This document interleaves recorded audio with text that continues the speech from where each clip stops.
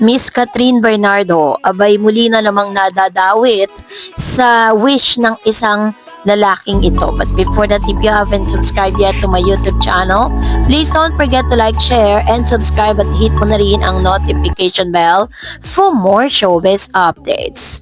Bago tayo, of course, magpatuloy sa ating updates for today's video, nais ko pong pasalamatan kayo for always watching and trusting this channel. Thank you so much sa inyong laging panonood at palagi ang pagsubaybay sa mga updates po natin.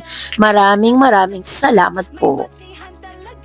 Kamakailan lamang ay nagte-trending at laging pinag-uusapan ng isang Catherine Bernardo. Parang kahit po hindi ganun kadalas ang kanyang pag-appear sa publiko, pero hindi pa rin nawawala sa usapan dito po sa social media platform ang pangalan ni Catherine Bernardo.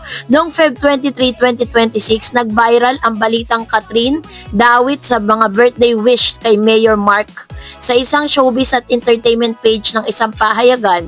Ayon sa ulat, tila naging mainit ang usapin sa social media nang ipagdiwang ng maraming netizen ang kaarawan ni Mayor Mark Alcala at hindi mawawala sa mga birthday wishes ang pangalan ni Catherine Bernardo.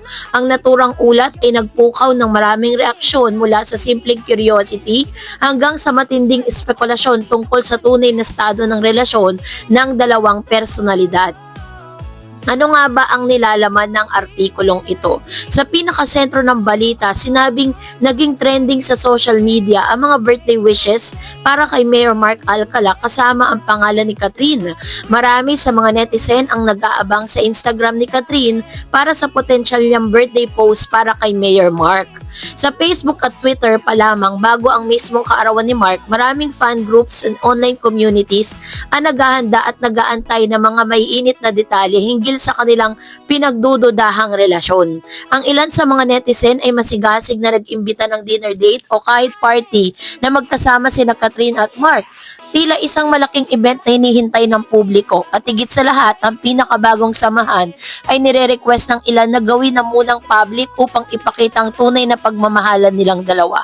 Sa madaling salita, ang artikulo hindi lamang isang simpleng showbiz chika, naging entry point ito para sa mas malalim na diskurso tungkol sa popular na aktres at ang kanyang posibleng ugnayan sa isang public figure. Matapos mo mag-trending yung balita na kung saan si Miss Catherine Bernardo ay tuluyan na nga finalo si Mayor Mark Alcala matapos ang ilan sa mga sightings at ilan sa mga AI videos na pinaghihinalaan na edited dahil wala pa namang direktang pag-amin mula sa kanila. Kasabay nito, naglabas din ang Abante Tonight, Abante.com.ph Entertainment, kung saan sinasabing si Catherine Bernardo ay nadawit sa mga birthday wish para kay Mayor Mark Alcala.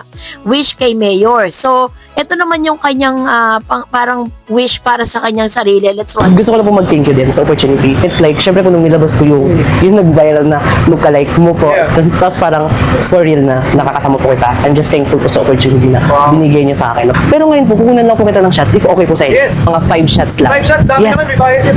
Di ba Mayor, dito po yung angle niya. 1, 2... pwede po ba kwento ko po na kanya? Awkward pa naman ako sa ganun. Hindi naman po. 1, 2... Tapos doon ka lang po tingin, Mayor. Grabe, nakakahiya.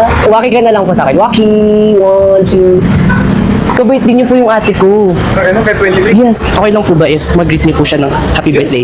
Shout out. Shout out. Yun na ba? Anong name niya? Ronaldin Villanueva. Ha? Ronaldin Villanueva. Ronaldin. Happy birthday to us, Ronaldin Villanueva. Sana mag-ingat ka palagi. Alagaan mo tong kapatid mo. Talented to. Happy birthday. Talentado. Birthday wish niya lang. Birthday wish. It's my birthday. Yes. Birthday wish ko, I wish that people becomes more understanding of things and a little kindness won't hurt.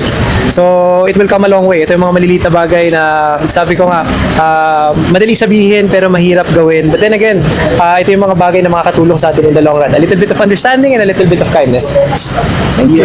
I just want to commend you po when it comes to, kasi saksi po ako sa rerouting na ginagawa natin. So sa isang maliit na video clip na ito, mapapansin natin na nagbanggit siya ng kanyang birthday wish, no? Bukod po sa kanyang wish para sa birthday ng isang vlogger na nag-interview sa kanya. Pero wala po tayong any na narinig or any pangalan ni Catherine Bernardo na kanyang binanggit.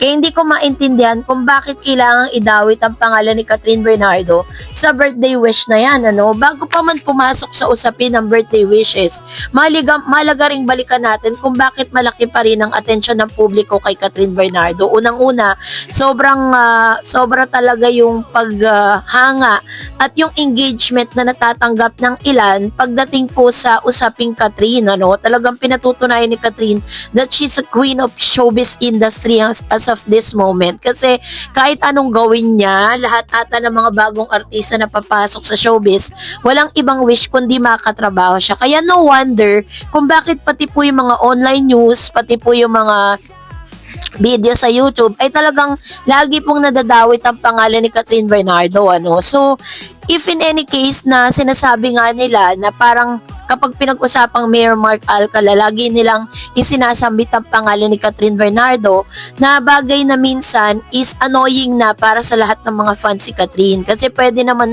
talaga na magkaroon ng appearance itong si Mayor Mark without mentioning the name of Catherine Bernardo. Pero dahil nga sinasabi ng ilan na parang ito po ay isa sa mga masasabi nating clickbait, 'di ba? Kaya ginagamit nila yung pangalan ni Catherine. Si Mark Alcala ay isang mayor na political career at pulso sa social media. Hindi tulad ng ibang politiko ng imahe nakatuon sa politika lamang, ang leadership ni Mark ay napag-uusapan din dahil sa kanyang allegedly na relasyon kay Catherine. Ang pagkakalink ng pangalan ni Catherine sa mga birthday wishes ni Mayor Mark ay nagpapahiwatig na may nararamdaman at sympathy ang masang netizen sa posibleng romance, kaya hindi nakapagtataka na lumago agad ang pagtalakay dito online. Ano nga bang ibig sabihin ng viral birthday wish na ito? So, hindi simpleng birthday shoutout lang ang usapin dito. Una, naging trend ang cat mark sa social media. Maraming netizen ang hindi nawawala sa pag-mention ng cat mark sa iba't ibang social media platform. Ito ay nagpakita na ang pangalan ni Catherine at Mark ay hindi lang basta isang usapin sa showbiz. Nagkaroon ito ng mas malawak na pagtalakay na halos mistulang love team phenomenon, ano? Naging pressure din sa mga fans para sa public confirmation. Maraming netizen ang nag-wish na sana'y mag-open sila Catherine at Mark tungkol sa kanilang tunay na relasyon upang malaman ng publiko ang totoong estado nila. So, meron ding influences ng fans image building. Ang mga fan reaction ay nagiging bahagi ng image building ng dalawang personalidad. Hindi lang sa entertainment, kundi pati sa aspeto ng politika. Ito ay nagpapakita na sa modernong panahon may malakas na interplay ang mainstream media, social media at personal image ng mga kilalang tao. If there is kung meron mang isang bagay na talagang hindi naging magandang epekto ng pagkakalink ni Miss Catherine Bernardo kay Mayor Mark, parang ang dami pong nagalit sa kanya kasi iniisip po nila na si Mayor Mark Alcala daw ay isang cheater, isang red flag. Ginasabi po nila kasi nga hindi nakakatagal sa isang relasyon. Marami na po, parang may expiration yung relationship niya sa ibang mga girls. So, dahil dyan, pati dun po yung hate campaign na dadamay si Catherine. Yun po yung parang isa sa mga kinakagalit ng ilang mga supporters dati ni Catherine Bernardo na ngayon ay nagiging bashers niya na rin. So, kayo po, anong niyang saloobin patungkol dito? Mag-comment kayo sa comment section.